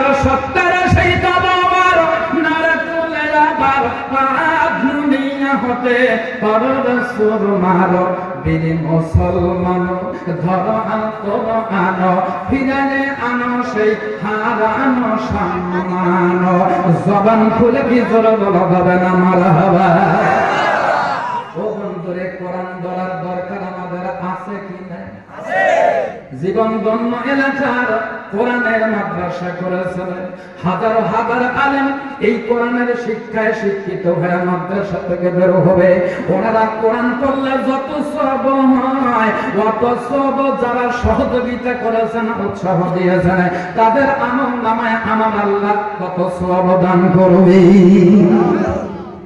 খবরের সওয়াবের প্রয়োজন আছে কি না আছে একটু জোরে বলেন আছে ও মুসলমান খবর ডাকতে বলেন দুই নাম্বার আমি অন্ধকার ঘর কি ঘর আমি অন্ধকার ঘর আমার ঘরে আসতে হলে বাতি নিয়ে আসবা দুনিয়া থেকে কি কোন রকমের লাইটিং করা হয় কথা বলেন ও মুসলমান কবরটা অন্ধকার হবে কি হবে না ডাইনে মাটি বামে মাটি মাটির হবে বিছানা উপরের দিকে তাকায় দেখো বাসে রই না কারখানা তার উপরে দেওয়া হবে মাটি রই না বিছানা এত গাঢ় কালো অন্ধকার হবে ওই কবরের ভিতরে আমাদের যাওয়া লাগবে কি লাগবে না কবরে থাকবে না তোর ইয়ার কন্ডিশন নরম বিছানায় শুয়া আরাম করছো মন কবরে থাকবে না তোর ইয়ার কন্ডিশন কথা বলেন ঠিক কবরের খাট পালঙ্ক হবে না তোর মাটি তার উপরে থাকবে না কোনো বিছানা পাটি মাটির ঘর মাটির বেড়া দেখবে না আত্মীয়রা অন্ধকার কবরে নাই রে বিদ্যুতের কানেকশন কবরে থাকবে না তোর ইয়ার কন্ডিশন নরম বিছানায় শুয়া আরাম করছো মন কবরে থাকবে না তোর ইয়ার কন্ডিশন জবান খুলে খুলে বলেন কথাগুলো ঠিক কিনা কবর ডাকতে বলেন ওই অন্ধকার ঘর তুমি যদি বাতি নিয়ে আসতে চাও বাতি হবে রাত্রিকালীন ইবাদত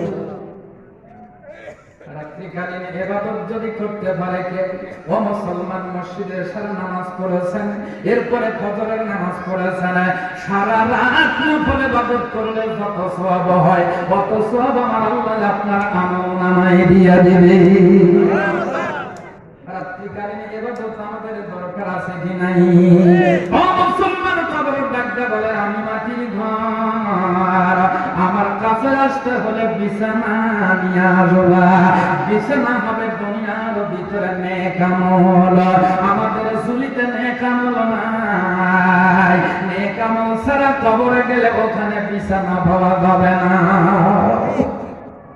কথা বলেন ঠিক না ভাই ও মুসলমান লম্বা চওড়া কথা বলতে চাই না মা বোনেরা আশেপাশে আছেন মা বোনদের ব্যাপারে কোনো কথা বলতে পারি নাই মা বোনদের দায়িত্ব বেশি নয় মা বোনদের দায়িত্ব কিছু আছে কি নাই আছে একটু জোরে কোন আছে কি দায়িত্ব মা বোনদের মা বোনদের দায়িত্ব হলো ক্ষমতায় দয়া গরিবের মাল লুটিয়া পুটিয়া খাবে এরপরে স্বামীর কথা মানবে না খালি ঝগড়া ফাসাদ করবে স্বামী যদি কিছু বলে তা চাপা যেতে খালি কি যাবে এটা কি খেদমত কথা বলেন প্রচন্ড শীতের ভিতরে স্ত্রী যদি দেখে ওই যে স্বামী গোসল করে আসতেছে পুকুর থেকে থরথরায় কাঁপতেছে এমন সময় যদি স্ত্রী মনে করে আমার না এখন সেবা করা দরকার ঘরের ভিতর থেকে সুন্দর একটা পাখা হাতে করে নিয়ে যদি স্বামী বাতাস দেয় এটা কি খেদমত? হ্যাঁ, প্রচন্ড গরমের ভিতরে স্বামী রিক্সা চালক, গান চালক, কুলি, মজুর, চাকরি বাকরি, ব্যবসা বাণিজ্য করে বাড়িতে আসছে না, স্ত্রী চিন্তা করছে স্বামী না ঘেমে গেছে, এমন সময় যদি খেদমত করতে চাই ঘরের ভিতরে দেয় খাঁটি সরিষার তেল নিয়ে এসে সারা শরীরে রাখে ল্যাপটপ দিয়ে ঠেসা ধরে রাখছে। এটাও কি খেদমত? ওরে টাকা পয়সা জমিদারি পাইয়া সুন্দরী নারী, খাইছিল সিগারেট বিড়ি, মুখে তেরা খনাই দাড়ি, এই দুনিয়ায় আহারে খোদার বান্দা কার প্রেমের করো ধান্দা, একদিন তুমি পড়বে বান্দা আমার আল্লাহরই দরগায়। কথা বলেন ঠিক না বেঠিক? এমনি একটা গল্প বলে রাগ করতেছেন? গল্প বলতে হবে বাবা, চেতন করার বন্যে গভীর রাত, কেজির মাপে 12টা রোদে বাইজে গেছে ভাই। এক মহিলার স্বামী মারা গেছে, মহিলাটা করছে কি, উনি কবরে দেয়া ওনার স্বামীর কবরে বাতাস দিতেছে। পাশ দিয়ে একজন আলেম ভাই বলে, বাবা এত সুন্দর বংশীয় করেন নিয়ে তো জীবনেও কোনদিন দেখি নাই, স্বামীর খেদমত করে পরিতৃপ্ত হয় না, স্বামী মারা দেওয়ার পরে কবরে এসে বাতাস দিতেছে। ও মা, এখানে কাজ করার দরকার নেই, শরীয়ত সম্মত না, তুমি বাড়ির যাও, বাড়ির যায় নামাজ পড়ো, কোরআন পড়ো, দোয়া করো, ওই তো স্বামী পাবে। কথা বলেন ঠিক না বেঠে? মহিলা ডাকতে বলতেছে, আমি কি সাথে আছি, খুব কষ্টে পড়ার কারণে আছি। তোমার আবার কষ্ট কি? বলে কষ্ট হলো আমার স্বামী মারা গেছে বেশ কিছুদিন আগে, এখন আমার আবার বিবাহ বসার সব জেগে গেছে, কয়েকদিন পরে বিবাহ করতে পারবো, এর জন্য মাসলার জন্য এক মাওলানার কাছে গেছিলাম। ওই মৌলবী কি কইছে জানেন কি? বলে ওই মাওলানা বলছে যে তোমার স্বামীর কবর না শুকাইয়া পর্যন্ত তুমি বিয়ে করে দেবে। আমার এই সর্বনাশের যেদিন মারা গেছে ওই দিন আল্লাহ আবার বৃষ্টি দিছে, কবর এত বেদা দিচ্ছে যে স্বাভাবিক মোতাবেক শুকাইলে 6 মাস লাগে, অতদিন আমার আবার সওয়া লাগে না, এই জন্য পাকা হাতে করে নিয়ে বাতাস দিতেছি যাতে তাড়াতাড়ি শুকায়, আমি আবার অন্য স্বামীর বাড়িতে গেলাম। একটু নাউজুবিল্লাহ, জোরে বলেন নাউজুবিল্লাহ। মা বোনেরা রাগ করে বসে আছে, সব বোন এসে মাওলানা ডেকে নিয়ে আইছে কে? মা বোনদের বিরুদ্ধে কোনো কথা বলার জন্য আসি নাই, মা বোনদের ব্যাপারে আল্লাহর নবী ঘোষণা করেছেন নিকাহু সুন্নতি ফামান রাগিবা সুন্নতি ফালাইসা মিন্নি। আল্লাহর নবী ঘোষণা করেন আমার আদর্শ হলো বিবাহ করা সুন্নত। যে ব্যক্তি বিবাহ শাদী করার পরে শ্বশুর একটা ঘড়ি দেয় নাই, মোবাইল দেয় নাই, ফ্রিজ দেয় নাই, টিভি দেয় নাই, হুন্ডা দেয় নাই, অনেক স্বামী আছে এইগুলা না পাওয়ার কারণে স্ত্রীকে দেখতে পারে না, এমনকি স্ত্রীর কাছে পর্যন্ত যায় না, এমন পোড়া কপালে স্বামী আমার দেশে আছে কি নাই? একটু জোরে বলেন। ও বন্ধুরে, যদি থেকে থাকেন তাহলে একটা হাদিস শুনে দাঁড়া। আল্লাহর নবী ঘোষণা করেন এই সমস্ত কারণে শ্বশুর এই সমস্ত জিনিস দেয় নাই, যার কারণে যদি তুমি তোমার স্ত্রীকে একটা আঘাত করে দাও, একটা আঘাতের কারণে একটা দাঁত দিয়ে যদি রক্ত বের হয়, একটা দাঁতের গোড়া দিয়ে রক্ত বের হইলে সঙ্গে সঙ্গে তোমাকে 5টা উট সদকা করে দেওয়া লাগবে। আল্লাহর নবী ঘোষণা করেন দাঁতের আবার একটা ধর্ম আছে, একটা দাঁতের গোড়া দিয়ে রক্ত বের হইলে আরো 4টা দাঁতের গোড়ায় রক্ত চলে যায়। আল্লাহর নবী ঘোষণা করেন 5টা দাঁতের গোড়ায় যদি রক্ত চলে যায়, 25টা উট কিনা তুমি সদকা করে দিও, নচেত তোমার নামাজ রোজা আল্লাহর দরবারে কবুল হবে না।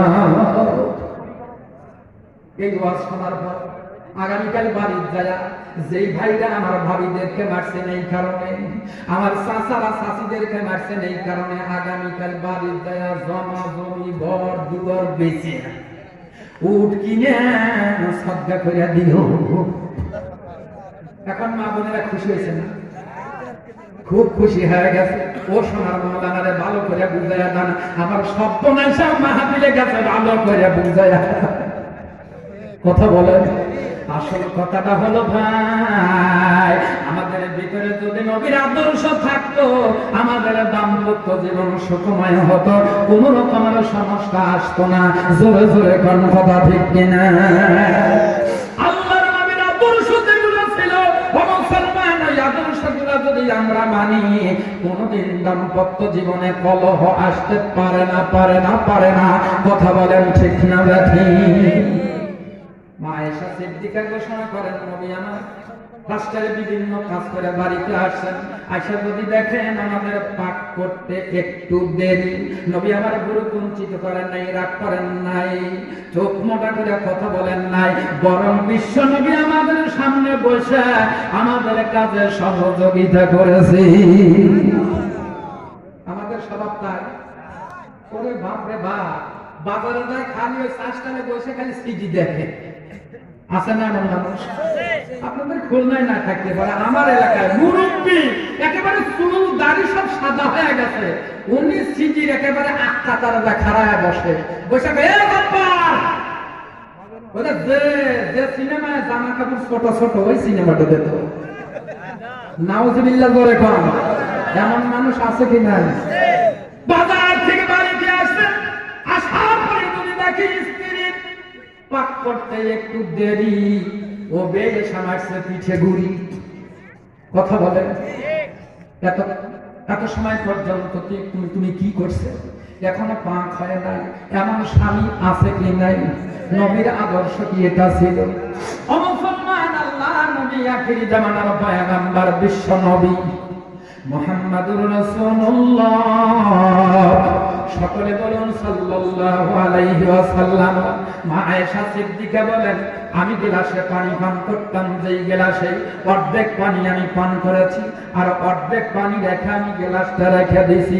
আমার নবী আখির জামানার পয়গম্বর বিশ্ব নবী সঙ্গে সঙ্গে সেই গ্লাসটা হাতে নিয়েছেন, আমি যেই জায়গায় ঠোঁটটা লাগায় পানি পান করেছি, বিশ্ব নবীর নবুয়তি ঠোঁটখানা দিয়া বিশ্ব নবী ওই জায়গায় ঠোঁটটা লাগায়া দিয়া বাদ বাকি পানি তখন পান করেছে। কি আদর্শের নবী! আর আমাদের কি স্বভাব তাই? কথা বলে, স্ত্রী যদি একটু গ্লাসে পানি খায়, গ্লাস দিয়ে দেয়, আছে কি নাই? আল্লাহর নবী আদর্শ। মা আয়েশা সিদ্দিকা বলেন, গোশতের টুকরো চিবাইটা অর্ধেক গোশত খেয়েছি আর অর্ধেক গোশত হাতে আছে, মুখের ভিতরে নিয়ে চিবোচ্ছি, বিশ্বনবী আমার হাত থেকে বাদ বাকি গোশতের টুকরাটা নিয়ে বিশ্বনবী খেয়ে ফেলেছেন। সুবহানাল্লাহ বলে বলেন। আর আমাদের স্বভাব 400 গ্রামে সোনালী মুরগি, সোনালী মুরগি, এই মুরগিটার আগে নাম ছিল পাকিস্তানি, পাকিস্তানি নাম হয়ে গেলে আমার মুসলমান হয়ে যাওয়া, এই জন্য তার নাম দিয়েছি আমরা সোনালী মুরগি। তো 400 গ্রামের সোনালী মুরগি নিয়ে আসি, গোশত হয়েছে এতটুকু, কতটুকু?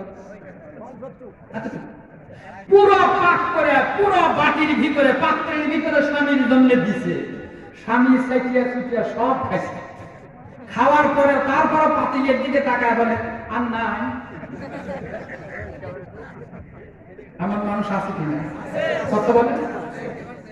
বাজার থেকে 1 পোয়া মিষ্টি নিয়ে এসে, ছোট ছোট মিষ্টি 6টা হয়েছে। কয়টা? স্বামী বেচারা সকালে 2টা খাইছে, দুপুরে 2টা খাইছে, বিকেল বেলা 2টা খাইছে, পরের দিন সকালবেলা কয় মিষ্টি আর নাই। কথা বলে। স্ত্রী বলে, না মিষ্টি নাই। তো তোমার তাতে তো কিছু আনার জন্য সব তুমি খায়া, সব কি তোমার দহির ভিতরেই গেছে। খাইছে কে? এমন মানুষ আছে কি না? মুসলমান বন্ধুরা আমার, সতর্ক হয়ে যাওয়া দরকার। নবীর আদর্শ যদি নিয়ে আপনি যদি চলতে পারেন, দাম্পত্য জীবন কোনোদিন কলহ হবে না। কথা বলেন ঠিক না বেঠিক? মা বোনদেরকে বলি, মা আপনাদের দায়িত্ব হলো মোট 4টা। কয়টা ভাই? অল্প সময়ের মধ্যে বলে শেষ করতে হবে।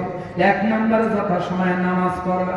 মা বোনেরা আমাদের চাইতে বেশি নামাজ পড়ে, কিন্তু সময়ের নামাজ সময়ে পড়ে না। কথা বলেন। 2 নম্বরে রমজানের রোজা রাখা, শরীয়তের হাত জারি হলে সেটা ভিন্ন কথা। 3 নম্বর সতীত্ব হেফাজত, পর্দা পুশিদা অনুযায়ী চলা। আল্লাহ রাব্বুল আলামিন কোরআনুল কারীমের ভিতরে জানায়া দিয়েছেন, ওয়াকারনা ফি বুয়ুতিকুন্না ওয়ালা তাবাররাজনা তাবাররুজাল জাহিলিয়াতিল উলা। আল্লাহু আকবার। তাবাররুজের ব্যাখ্যা লিখেছেন তাফসীরকারগণ 3টা। আল্লাহ ঘোষণা করে দিয়ে দিয়েছেন নারী সম্প্রদায় তোমরা শোনো, তোমরা জাহিলিয়াতের যুগের নারীদের মতো রূপ সৌন্দর্য প্রদর্শন করে রাস্তায় তোমরা বের হয় না। ঘোষণাটা দিয়েছেন কে? কথা বলেন। আমার দেশের মা বোনেরা কি সেটা মানে? বন্ধুরে, তাবাররুজের ব্যাখ্যা তিনটা লেখেন তাফসীরি কারকগণ। এক নাম্বার ব্যাখ্যা লেখেন নারীরা বাড়িতে যখন থাকেন ওনারা নোংরা পোশাকে থাকে, দুর্গন্ধ শরীর নিয়ে থাকে। যদি কোনো অনুষ্ঠানে যেতে চায়, যদি মার্কেটে যেতে চায়, ওনাদের সাজগোজ বেশি বাড়িয়ে যায়। কথা বলেন। আমার দেশের নারীরা সামনে যখন পায় আয়না, ওদের সাজার কত বায়না, কপালে নাই টিপ। যুবকেরা মনে করে এইটাই তো ঠিক, ওরা চোখে নাই মাস্কারা, তাই দেখা আমার ডিজিটাল বাংলাদেশের যুবকের কাম সারা। ওরা ঠোঁটে লাগায় লিপস্টিক, তাই দেখা আমার ডিজিটাল বাংলাদেশের যুবকেরা মারে শীষ। ওরা পায়ে পরে হাই হিল, পরে শুধু কিলকিল, ওরা আবার বলে টানা না না। আমার কোন জায়গায় কি লাগাছি যুবকেরা ছায়া থেকে দেখলে না। খাদ্য ভালো তো ফসল ভালো হয়, মা বলো তো সন্তান ভালো হবে, নচেতে সন্তান ভালো হওয়ার সম্ভাবনা নাই। কথা বলেন ঠিক না ঠিক? দুই নাম্বার ব্যাখ্যা লেখেন নারীরা যখন সাজগোজ করে যখন শহরে বের হয়, ওনারা এত ছোট ছোট জামা পরে। সামনে দেখবেন ছোট জামা, পিছনের দিকে তাকায় দেখবেন ফুটবল খেলার মাঠ। নাউজুবিল্লাহ, জোরে কন। আমার দেশের পুরুষেরা পরে যায় ফুল শার্ট আর ফুল প্যান্ট, আর ওনার স্ত্রীকে মার্কেটে নিয়ে যায় একেবারে পেট খালি আর পিঠ খালি করে, ব্রয়লার মুরগির মতো দুলদুলা পেটখানা বাড়ি করে শহরের আনাচে কানাচে ঘোরাঘুরি করে। এটা দেখে আমার দেশের যুবকেরা, এরপরে রিক্সা চালক, ভ্যান চালক, কুলি, মজুর, সমস্ত মানুষ ওনার স্ত্রীর পেটের দিকে তাকায়া থাকে কি থাকে? একটু জোরে কম। শুধুমাত্র আমার দেশের যুবকেরা নয়, আমার দেশের এক শ্রেণী বুড়া আছে, 80 বছরের বুড়া। উনি ভালো করে চোখে দেখে না, হাজার পাওয়ারের চশমা নিয়ে কুতকুত কুতকুত করে তাকায়া থেকে ইরি আল্লাহর কি যাইতেছে রে। জোরে কি বলা গেল না? নাউজুবিল্লাহ। আর জোরে বলুন নাউজুবিল্লাহ। দাওয়াত আনলে না দিলে আজকে চান্স পাচ্ছি বললেই যাবে। আমার মানুষ আছে কি নাই? কথা বলেন। মুসলমান 3 নম্বর ব্যাখ্যা দেখেন নারীরা এক ধরনের নারীরা মুসলমান এমন পোশাক পরে বের হয়, এত টাইট ফিট পোশাক যেটা দেখে দূর থেকে বোঝা যায় শরীরের কোন জায়গায় উঁচু আর কোন জায়গায় নিচু, ওনার কোমরের বড় কতটুকু দূর থেকে কামাপা যায়, এমন জাতীয় পোশাক পরা নারীদের জন্য জায়েজ নাই। রাগ করলেন? মা বোনদের 4 নাম্বার দায়িত্ব, স্বামী থাকলে স্বামীর খেদমত। স্বামীর খেদমত করবেন কেমনে? রাসূল ঘোষণা করেছেন, তুমি কোরআন পড়ো। আর রহমান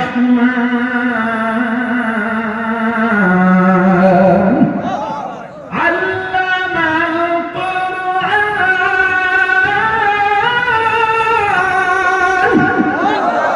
ফালাকুল ইনসানা আল্লামাহুল বায়ান।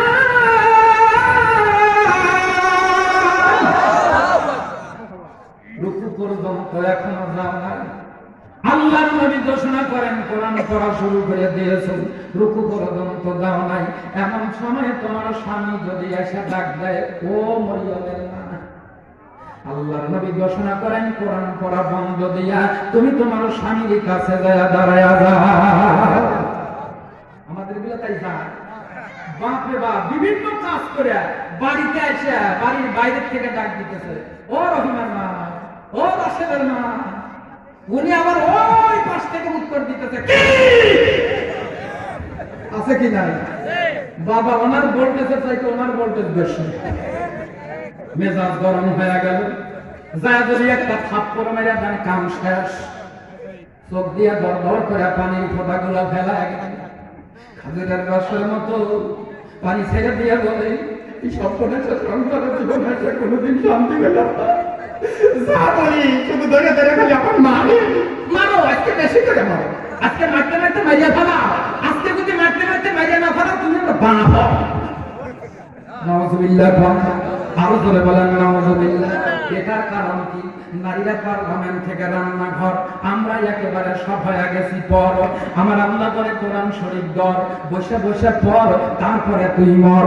আমরা যদি কোরআন শরীফ ধরি, বসে বসে পড়ি, এরপরে যদি আমরা মরি, আমার আল্লাহ বলে তোমাদের জন্য বানায়া রাখছি জান্নাতের মধ্যে ঘর বাড়ি।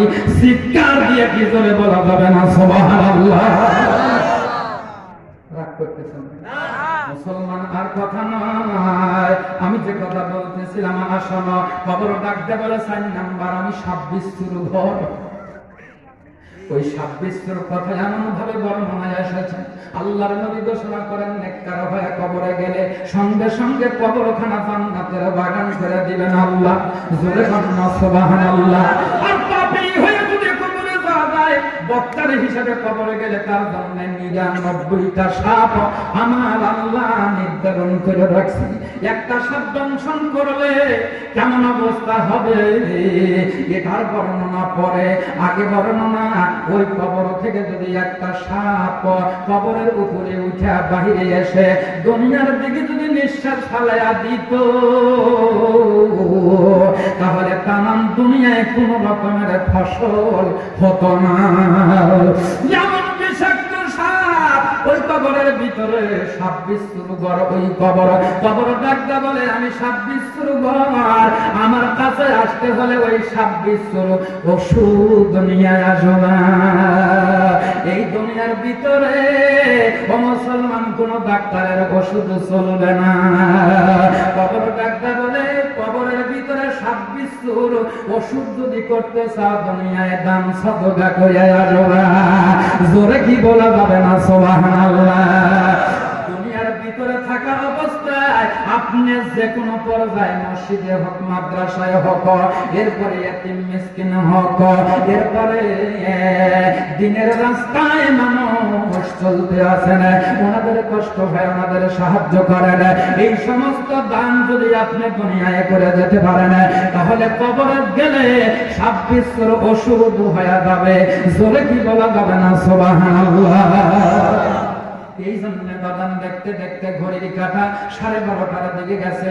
আমি যদি ফেলে রাখা কথাগুলো একটু সময় পাই পরে বলে দেব। আমি আপনাদের কাছে অনুরোধ করি, ওই কবরে 26 ঘরের ওষুধের যদি ব্যবস্থা করতে চান, আপনাদের কাছে, সকলের কাছে আমার একটু অনুরোধ, এই মাদ্রাসার জন্য একেবারে যদি কম হয় 20 খন্ড টাকা, 10 খন্ড টাকা দিয়েও সহযোগিতা করবেন। একজন মানুষও ফাঁকি দিবেন না। আপনি বড় বড় দাতাদের সঙ্গে যদি একেবারে ছোট দান নিয়েও শরীক হন, আমার আল্লাহ ওই দানটাকে কবুল করে নেবেন। জোরে কি বলা যাবে না সুবহানাল্লাহ? এই জন্য মুসলমান বড় বড় দাতা যেগুলো আছেন একটু তাড়াতাড়ি আসবেন। আর ভলেন্টিয়ার ভাইরা মা বোনদের কাছে লোক পাঠায়া দেন, এরপরে এখানেও চাদর পাঠায়া দিবেন। মাদ্রাসার জন্য একজন মানুষ ফাঁকি দিয়া যাবেন না, অমঞ্জুরে কেউ যাবেন না। আমি আপনাদেরকে অনুরোধ করি, দীর্ঘ সময় আছেন, আর 10টা মিনিট থাকলে আপনাদের কষ্ট হবে না, যার কারণে একটু তাড়াতাড়ি করে চলে আসবেন।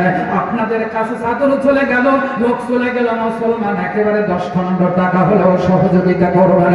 একজন মানুষও ফাঁকি দিয়ে যাবেন না। ও মুসলমান, যারা দ্বিতীয় বক্তার কাছে আমার পূর্বে যিনি আলোচনা করতেছিলেন, অনেক দান করেছেন, অনেকের দান বাকি আছে, একটু তাড়াতাড়ি নিয়ে আসেন। দানগুলা তুলে বাজান, ফেলে রাখা কথাগুলা তাড়াতাড়ি শেষ করে দিয়ে আমি আখিরি মোনাজাতের দিকে যাব। এই জন্য তাড়াতাড়ি আসবেন, দেরি করবেন না। ও মুসলমান, দান করবেন, নিয়ত করে দান করবেন।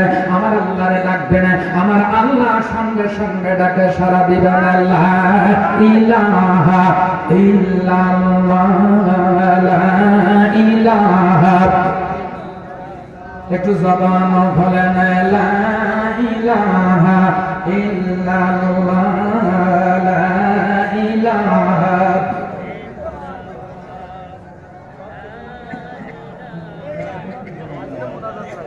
লা ইলাহা ইল্লাল্লাহ, লা ইলাহা,